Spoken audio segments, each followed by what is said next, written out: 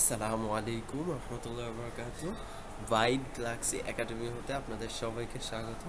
আমরা আজকে শুরু করতে চলেছি ইন্ট্রোডাকশন টু কম্পিউটার। টোটালি বিষয়গুলো বুঝতে হবে। হোয়াট ইজ কম্পিউটার, কম্পিউটার কি সাধারণত আমরা বুঝি। আহ, এটা সাধারণত গণক যন্ত্র। ল্যাটিন শব্দ কম্পিউট থেকে ইংরেজি কম্পিউটার শব্দের উৎপত্তি। কম্পিউটার কম্পিউট শব্দটির অর্থ গণনা বা হিসাব নিকাপ করা। কম্পিউটার সাহায্যে মূলত যোগ বিয়োগ গুণ ভাগ ইত্যাদি কার্যক্রম সম্পাদন করা যায়। ঠিক আছে। আর আমাদের এটা টোটালি মেক করছেন হচ্ছে বিশিষ্ট বিজ্ঞানী ব্রিটিশ গণিতবিদ চার্লস বেবেজ। ঠিক আছে। ওকে।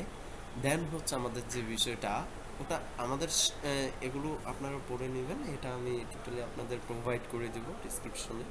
ঠিক আছে। অ্যান্ড কম্পিউটার স্ট্রাকচার, মেইনলি এই বিষয়টা আমাদের বোঝার বিষয়। কম্পিউটার মূলত তিনটি অংশে বিভক্ত। যেমন ফার্স্টে হচ্ছে ইনপুট ডিভাইস।